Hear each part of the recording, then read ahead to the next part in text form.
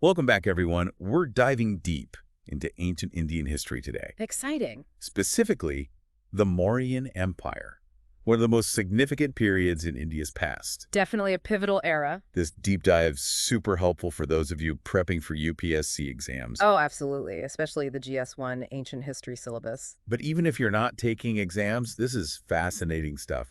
Learning about how empires worked thousands of years ago, it's a window into a different world. You're right, it really is. Today, we're focusing on the Mauryan administrative system. Imagine trying to rule a vast empire over 2,000 years ago, Mind-boggling, right. especially when you consider the scale. This was the first time in Indian history that the entire subcontinent achieved political unity. And administrative uniformity, too. It makes you wonder, how did they pull it off? That's the million-dollar question. We'll get into that. Did you know they had committees dedicated to caring for foreigners? Wow. And they kept these incredibly detailed census records, even down to the village level. That's amazing. They were really organized. Exactly. This wasn't just a bunch of kingdoms loosely connected. This was a sophisticated, organized state. So, where do we begin? I think introductions are in order. Well, as you know, I'm here to share my expertise on the Mauryan Empire, and I'm excited to delve into this topic with you. And I'll be your guide, navigating through the fascinating world of ancient Indian history. But before we get into the nitty-gritty of how things worked, let's set the stage a bit. Okay, sounds good. Who were the major players during this period? We need to meet the stars of the show. Well, when we talk about the Mauryan Empire, three names immediately come to mind: Chandragupta Maurya, Bindusara, and Ashoka. Ah, yes, the big three. Chandragupta, of course, was the founder of the empire, a visionary leader who laid the foundation for this incredible period. A true pioneer. His son, Bindusara, continued his legacy, expanding the empire's territory and consolidating its power. So, a period of growth and expansion under Bindusara. Exactly. And then, of course, we have the most famous of them all, Ashoka. He ruled for almost 40 years and left an indelible mark on the empire and Indian history. He's often considered the greatest of the Mauryan rulers. A ruler who really shaped the empire's course. You got it. Okay, so we've got our key players, but how do we actually know about these rulers and their administration after all this time? I mean, it's not like we have video footage or social media posts from back then. Right. What sources give us these insights into this ancient world? That's where it gets fascinating. We're fortunate to have a few key sources that paint a vivid picture of the Mauryan Empire. I love a good historical puzzle. It's like piecing together clues from the past. One of our most important sources is Kautilya's Arthashastra. I've heard of that. Isn't it like a handbook for rulers? Precisely. It's a treatise on statecraft, economics, and political philosophy, and it provides incredible detail about how the Mauryan administration functioned. So it's like a blueprint for building and running an empire. Exactly. Amazing. Are there any other sources we can draw on? We also have accounts from Greek ambassadors and travelers who visited the empire during that time. Wow, an outsider's perspective. Exactly. They offer a fascinating glimpse into Mauryan society and culture through the eyes of those who came from a completely different world. And don't forget the Ashokan inscriptions. They're scattered throughout the empire. You're right, those are invaluable. They give us direct insights into Ashoka's policies and his thinking on governance. They're like messages from the past, etched in stone. Okay, so we've got our sources, we've met the main players. Now let's dive into the heart of it, the Mauryan administrative system. Let's do it. What was the framework that held it all together? Was there a guiding principle behind their approach to governing this vast empire? Well, imagine a blueprint for a powerful state. That's what Kautilya outlined in his Arthashastra. He called it the Saptanga theory. Saptanga? Sounds intriguing. It literally means 7 limbs. He believed that a state needed these 7 elements to function effectively. Okay, this sounds important, especially for our UPSC aspirants out there. Let's break it down. What were these 7 essential elements? The first and most important is the Swami. That's the king. Your head of honcho. Exactly. He held supreme authority, executive, legislative, even judicial powers were concentrated in his hands. So a lot of power rested with the king. Makes sense for that time period. Then you have the Amatya. These are the ministers, advisors, and high-ranking officials who assisted the king in governing. So even a powerful king needed a strong team. Absolutely. No ruler can do it all alone. Then there's the Janapada. This represents the people and the territory they inhabit. The heart of the empire. Exactly. Kautilya understood that a state is more than just its ruler. It's about the people and the land. Next comes the Durga, which means fortification. This element emphasizes protecting the state from external threats. Security first. You got it. And of course, to run an empire, you need money, right? That's where kosha comes in the treasury. The financial backbone. Make sense? No empire can function without funds. Exactly. And then there's Danda, which represents the military. No empire can survive without a strong army to defend its borders and maintain order. So they had all the bases covered. Leadership, administration, the people, security, finances, and military power. Anything else? One more. The last element is mitra, which means allies. Even a powerful empire can't stand alone. Strategic alliances are essential for growth and stability. So diplomacy was important too. Precisely. It's about forging relationships, building trust, and creating a network of support. This Septanga theory is pretty insightful. It shows that they really thought deeply about the elements that make a state strong and successful. Right. It's not just about brute force. It's about a holistic approach to governance. But I'm curious, was all the power really concentrated at the top with the king calling all the shots? Or was there some kind of decentralization? That's a great question. While the king had supreme authority, the Mauryan administration actually had a surprising degree of decentralization. Wait, really? Tell me more. How did they balance centralized power with a decentralized approach to governing such a vast empire? Well, for one, they had a council of ministers known as the Mantri Parishad. They advised the king on various matters, provided counsel, and helped in decision-making. So a group of wise advisors. Exactly. And Brahmins, the priestly class, held considerable influence in matters of governance. Okay, so a system of checks and balances. But what about on a regional level? How did decentralization play out in the day-to-day running of the empire? Here's the key. The empire was divided into provinces. So delegated authority. Each province was headed by a governor, and these governors had significant autonomy in managing their regions. It was like having mini-kingdoms within the larger empire, each with its own administrative structure. That's amazing. It wasn't just a top-down approach. There was actual power sharing happening. You got it. And to make sure everything ran smoothly, they had a well-organized bureaucracy, with officials called adhyakshas, or superintendents, heading various departments. Think of them like specialized administrators, each responsible for a specific area like tax collection, trade, agriculture, or even the royal household. Like a well-oiled machine. Exactly. And this decentralized structure was essential for managing such a vast and diverse empire. This is blowing my mind. I'm starting to see how this massive empire actually functioned. But let's zoom in a bit more on these provinces. How were they structured internally? Were they just smaller versions of the central administration? You could say that. Each province, or janapada, was further divided into districts and then into even smaller administrative units. Think of it as a well-organized pyramid, with each level having its own responsibilities and officials. Like a fractal pattern, repeating itself at different scales. Precisely. And yes, they often mirrored the structure of the central administration, with their own councils of ministers and officials replicating the system at a local level. Smart. If it works at the top, why not replicate it down the line? But who was in charge at the provincial level? We're talking about huge swaths of land here, so it must have been a challenging role. You're right. Governing a province was no easy feat.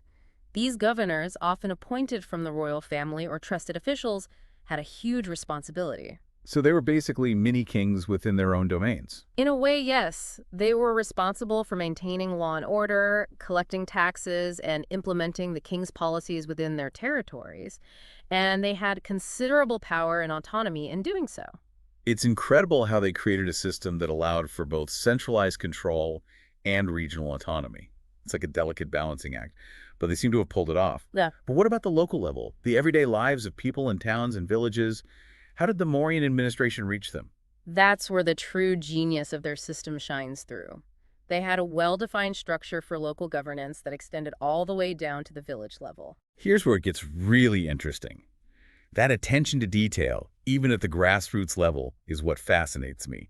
Tell us more about how they managed to govern at such a granular level. What did that look like in practice? Well, each district was overseen by an official called a rajuka. Rajuka. Okay, what did they do?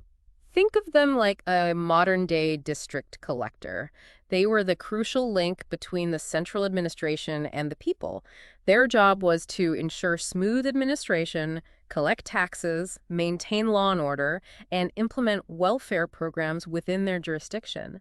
They were the eyes and ears of the empire at the local level. It's like having a direct line of communication between the people and the central authority. Pretty impressive for a time when communication wasn't exactly instantaneous. But what about within cities? How did they manage the complexities of urban life? Now, that's where it gets really fascinating. In cities, they had these specialized committees, each responsible for a specific aspect of urban life. It's like they had a committee for everything. Wait, committees? Like specialized groups with specific tasks? Tell me more. This is what I love about these deep dives, unearthing these intriguing details from the past. What were some of these committees and their roles? Well, imagine a committee dedicated to looking after foreigners, making sure they felt safe and welcome in the empire. That's amazing. Talk about hospitality.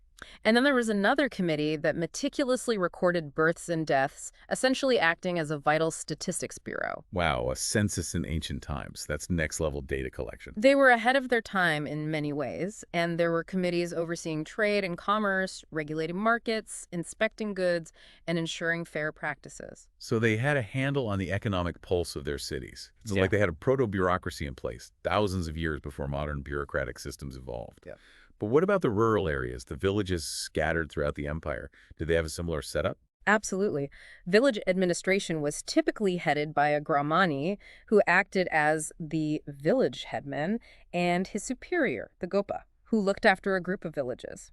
Again, that emphasis on a clear hierarchy and division of responsibilities is evident. I'm sensing a theme here. A well-defined hierarchy with clear roles and responsibilities at every level of administration, from the king down to the village headman. It's like a well-oiled machine, with each part working in sync with the others. But here's something I'm really curious about. You mentioned they conducted regular censuses in the villages. They recorded information about the population, including caste and occupation. That's right, they did. Why was this detailed information so important to them? Was it just for administrative purposes, or did it serve a larger goal? Well, for one, it allowed them to understand the demographics of the population, which was crucial for things like taxation and resource allocation. But it also gave them valuable insights into the social and economic fabric of the empire. It's like taking a snapshot of society at a specific moment in time. It's incredible. It shows a level of sophistication and planning that's honestly pretty mind-blowing for their time. It's like they understood the power of data even back then. They were definitely forward-thinking in that regard. And this attention to detail wasn't limited to their administrative structure. Their judicial system was also quite advanced for its time. Okay, let's shift gears and dive into the Mauryan justice system. Tell me, did they have courts, judges, in a structured legal framework? Or was it more informal? It was definitely structured. The king was considered the highest judicial authority, of course, but he couldn't oversee every case personally. So they had a hierarchical system of courts, with the Supreme Court in the capital, headed by the Dharmitakaran, or Chief Justice. So a system of checks and balances even within the judicial framework. Did this system extend to the local level as well? You bet. They had a system for resolving disputes at the village level itself. That's amazing. Even villages had their own courts. They did. It was typically overseen by an elder or respected member of the village community called the Gramavrata. And for more serious cases, there were subordinate courts at the district and town levels, ensuring access to justice for everyone. Wow, they really prioritized bringing justice closer to the people. It seems like accessibility and a multi-tiered system were key features of their judicial system. But let's be real, no empire, no matter how well organized, can function without a strong military. What can you tell us about the Mauryan army? Was it just a large, unruly force, or was there structure and strategy involved? Let's just say they didn't mess around when it came to their military. They had a large, well-organized, and powerful army with a clear command structure and specialized units for different combat roles. Okay, I love this. Give us the details. How was this army structured? Who was in charge? How did they keep such a massive force organized and effective? Well, the Senapati held the top position, the commander-in-chief. Like a five-star general. Exactly.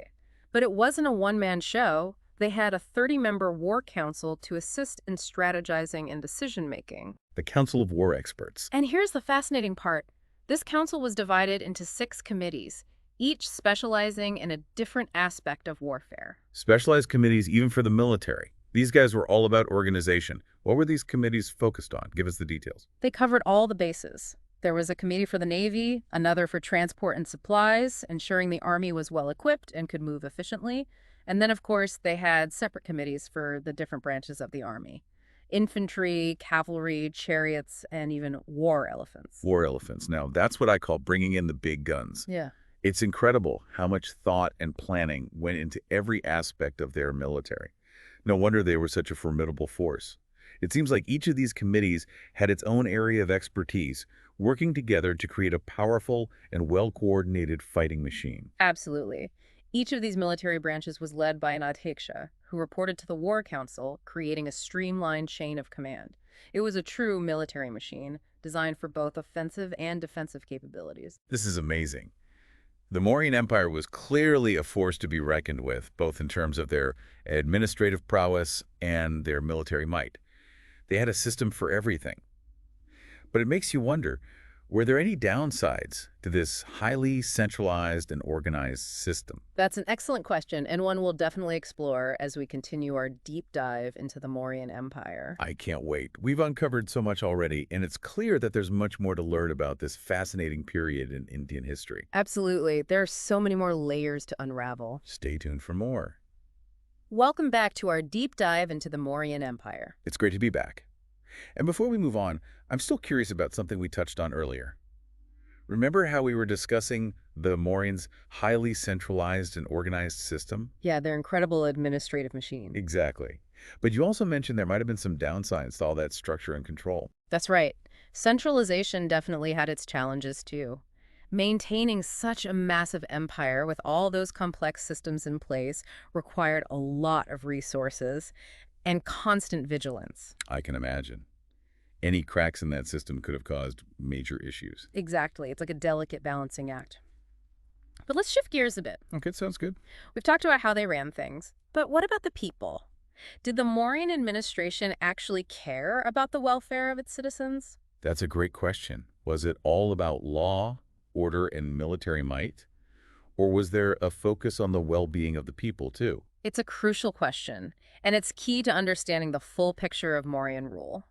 While they weren't a welfare state in the modern sense, they definitely took the well-being of their people seriously. Okay, I'm intrigued. What makes you say that? What evidence do we have for this concern for the people? Well, for starters, take a look at their investment in public works. They built roads, irrigation canals, and even rest houses for travelers. Wow, that's pretty impressive for that time period. Right, and these projects weren't just for show. They had a practical purpose. They facilitated trade, made communication easier, and even created jobs. So they were investing in infrastructure that directly benefited the common people. That's pretty forward thinking. It was, and it reminds me of some modern governments that prioritize infrastructure as a way to boost their economies and improve people's lives. It's an interesting parallel, investing in the future. Exactly. And remember those committees we talked about earlier? Some of them were specifically tasked with taking care of certain groups. Oh, right, like the committee that was responsible for the welfare of foreigners, right, to ensure their safety and comfort. Exactly. It shows a real social awareness and a commitment to inclusivity, which is pretty remarkable, especially for that time. Definitely ahead of their time. Yeah. Is there anything else they did to promote the well-being of their people? I'm particularly curious about their approach to agriculture, since that was the backbone of their economy. You're spot on. They knew a thriving agricultural sector was essential. They encouraged better farming techniques, and critically, they invested in irrigation. Makes sense. A stable food supply is crucial for any empire. Absolutely. A well-fed population is a happy population and a stable one. True. But what about healthcare? Did they have any hospitals or doctors? Did they care for the sick?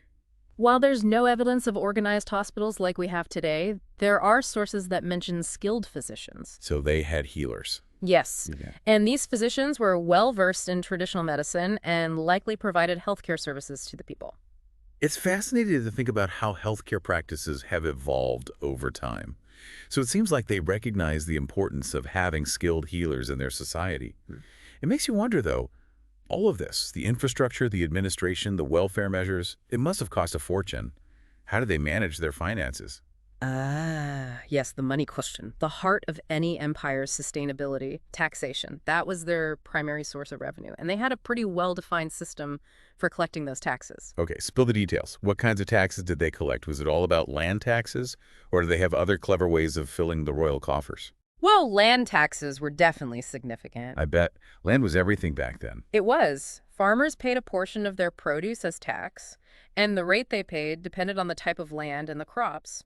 But they also had taxes on trade and crafts and other economic activities. So they diversified their income streams.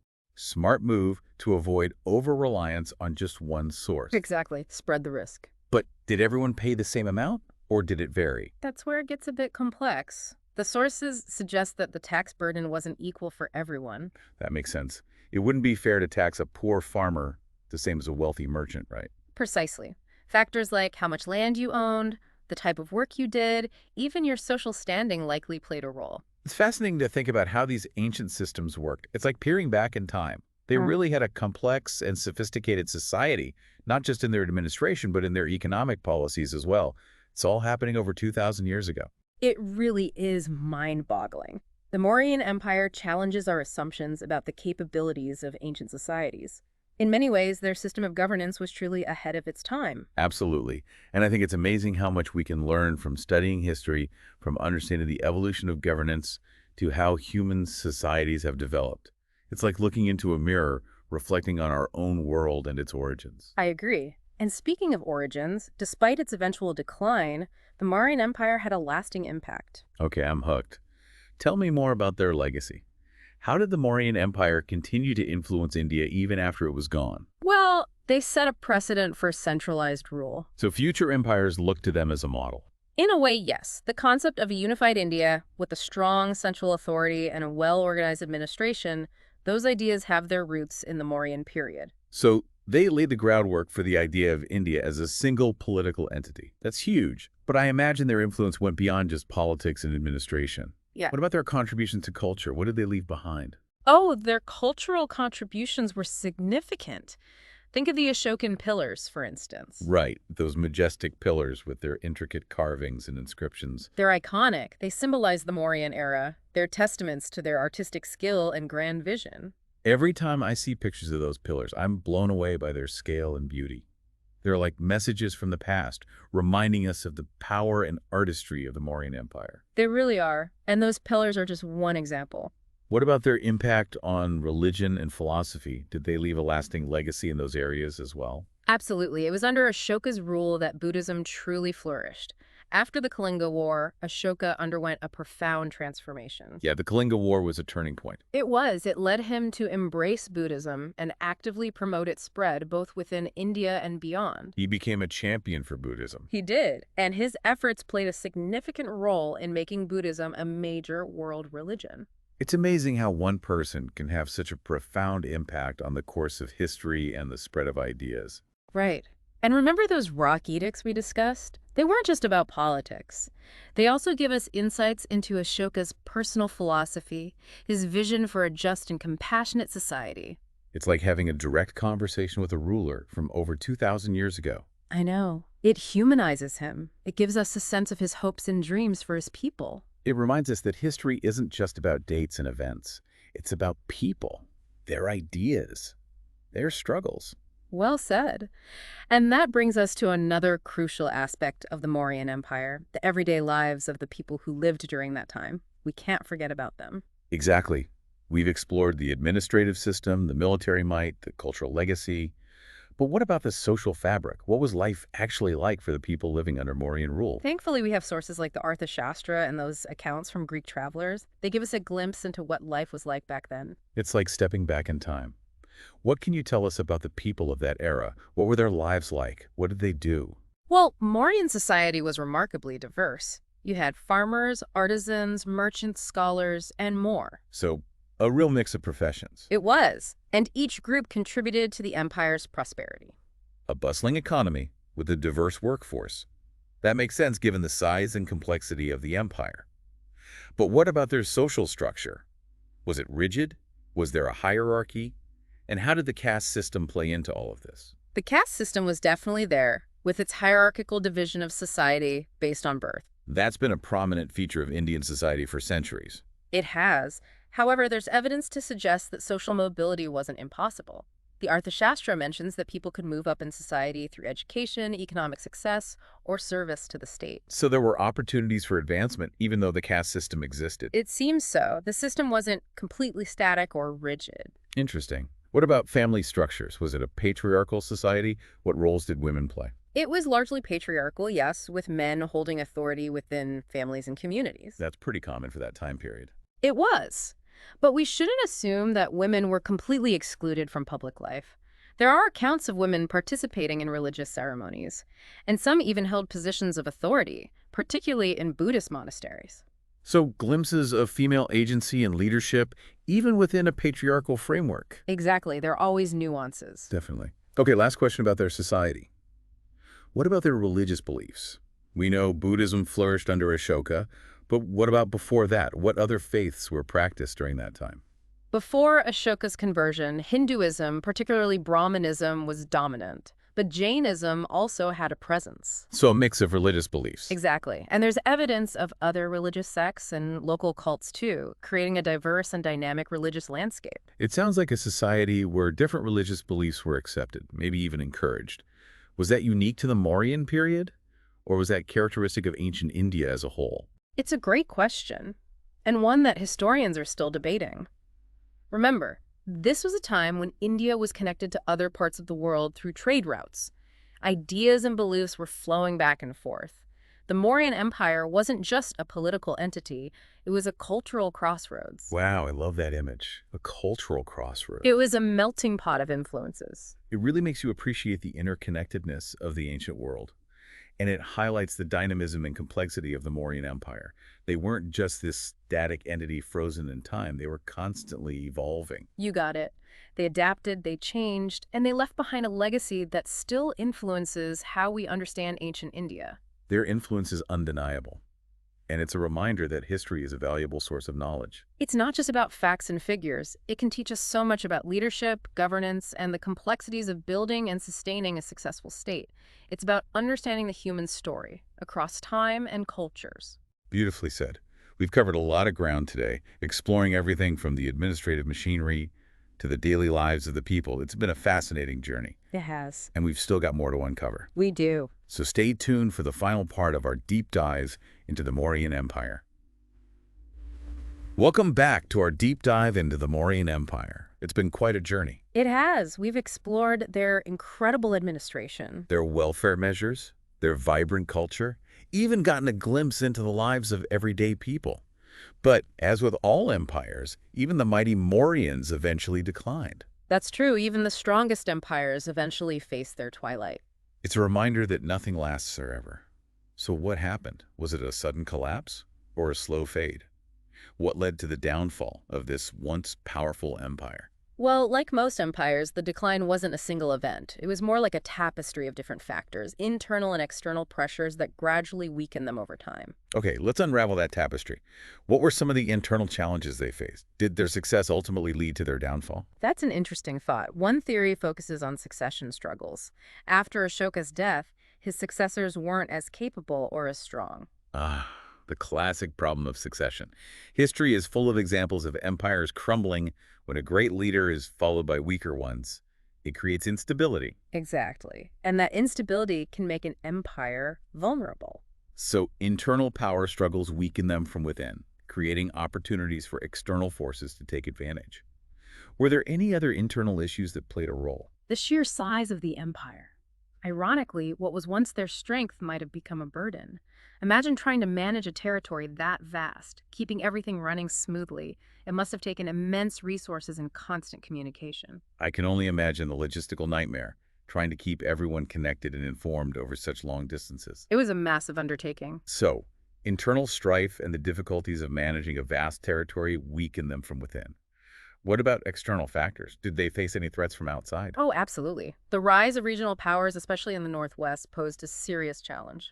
Can you give us some examples? Which powers were causing them trouble? The Indo-Greeks, for one, had established themselves in parts of northwest India, and they began to encroach on the Mauryans' western borders. So they're facing threats on multiple fronts. It sounds like a recipe for disaster. It was a dangerous combination, internal weakness and external pressure. What about the economic side of things?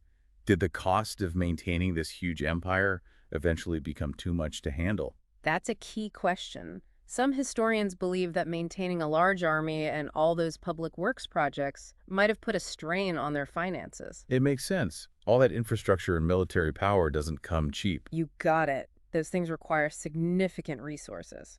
So it seems like a combination of factors led to their decline. Political instability, administrative challenges, economic pressures, and threats from outside. It's a reminder that even the most powerful empires are not